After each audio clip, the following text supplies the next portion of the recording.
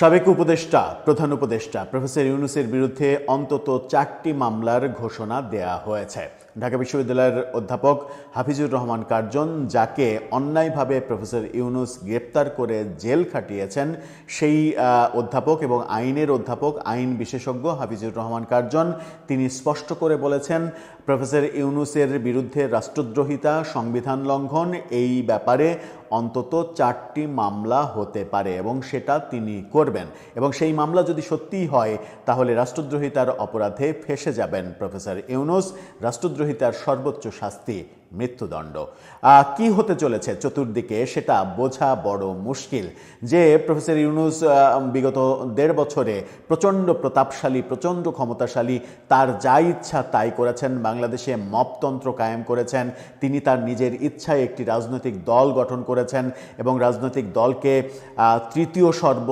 তৃতীয় বৃহৎ দলে পরিণত করেছেন নানা ধরনের পৃষ্ঠপোষকতা দিয়ে।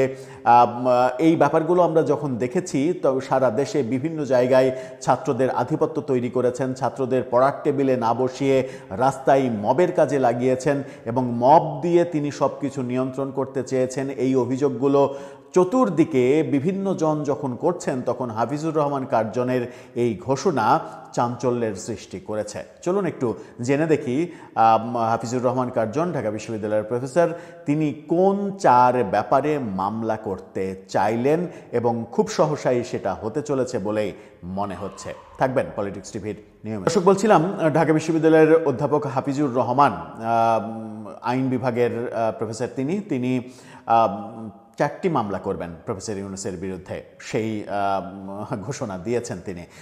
2টি পত্রিকার ফটোকার্ড আপনাদেরকে দেখিয়ে নিচ্ছি, 2টা গণমাধ্যমের। একটাই লেখা হয়েছে 4 অপরাধে ডক্টর ইউনূস সহ সকল উপদেষ্টার বিরুদ্ধে মামলা করার ঘোষণা ঢাবি অধ্যাপকের। সকল প্রফেসর ইউনূস তো থাকবেনই, সকল উপদেষ্টারা থাকবেন। আবার বাংলা ভয়েস, মোস্তফা ফিরোজের অনলাইন প্রতিষ্ঠান বাংলা ভয়েস, তারাও নিশ্চিত করছে 4 অপরাধে ডক্টর ইউনূসের বিরুদ্ধে মামলা করার ঘোষণা ঢাবি শিক্ষকের।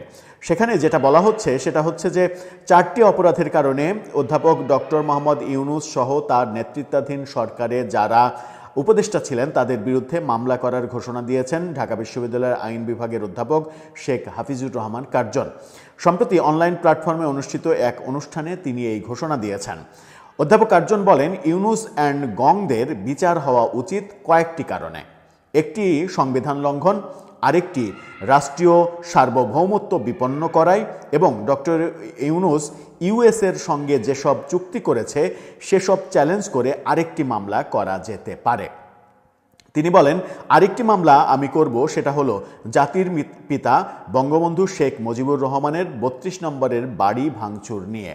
এই মিলিয়ে সব 4টি বাড়ির ব্যাপারে তিনি বলছেন যে সেখানে যে দুষ্প্রাপ্য ডকুমেন্টস ছিল, যে সমস্ত এভিডেন্স ছিল, সেটা দেশি বিদেশি কার ইন্ধনে বারবার ভাঙা হলো এবং অন্তর্বর্তী সরকারের কারা ভেতর থেকে এটা হতে দিলেন, সেখানে পুলিশ সেনাবাহিনী কেন গেল না, সেটা নিয়ে একটা মামলা করব।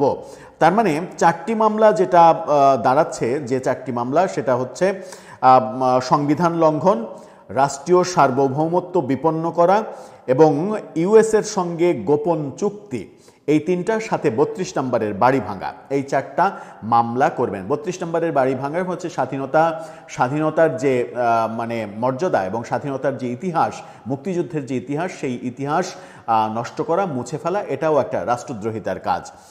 1.5 বছরে 133টি অধ্যাদেশ জারি করা হয়েছে উল্লেখ করে কার্জন বলেন, গত 18 মাসে 133টি অধ্যাদেশ জারি করা হয়েছে, যা অস্বাভাবিক বিষয়।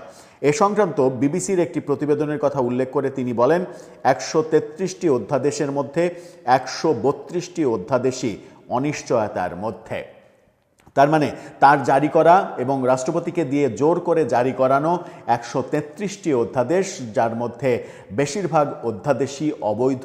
এই অধ্যাদেশ জারি করতে তিনি পারেন না, যেমন গণভোটের অধ্যাদেশ, যেমন জুলাই সনদের বাস্তবায়নের আদেশ, এরকম বহু অধ্যাদেশ জারি করেছেন তিনি, যেটা সংবিধানের সঙ্গে সাংঘর্ষিক সরাসরি।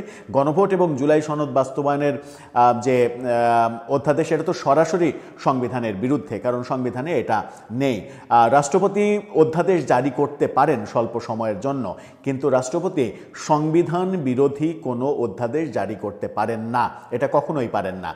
সংবিধানে যা নেই সেটা রাষ্ট্রপতির অধ্যাদেশের মাধ্যমে কখনোই আইনে পরিণত করা যায় না, সেটাই আইন বলছে, বাংলাদেশের সংবিধান বলছে।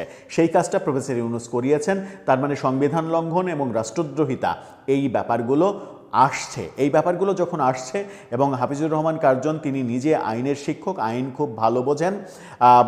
তার কলিগই আসিফ নজরুলই আইন মন্ত্রণালয়ের হর্তাকর্তা ছিলেন, এবং তার বিরুদ্ধে দুদকে এক গাদা অভিযোগ, দুর্নীতি, ঘুষ, বাণিজ্য, মানে নিয়োগ বাণিজ্য, বদলি বাণিজ্য, এগুলো করে হাজার হাজার কোটি টাকা কামিয়েছেন, অভিযোগ চলে গেছে দুদকের কাছে।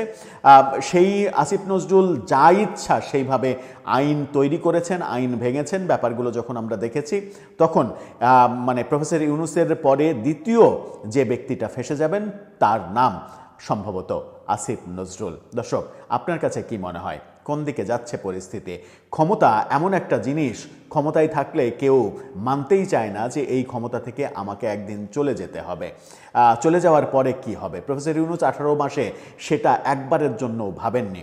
এখন কি তিনি ভাবছেন যে এই 18 মাসের যে দাপট, সেই দাপট এখন মাটির সঙ্গে মিশে যাচ্ছে, এবং চতুর্দিক থেকে যেভাবে কথা আসছে সেইগুলো তার জন্য জীবনের সব থেকে বড় মানে কি বলবো, মানে হতাশার কিংবা সব থেকে বড় অপ্রত্যাশিত প্রাপ্তি এবং সব থেকে বেশি অপমানজনক প্রাপ্তি? আপনার মত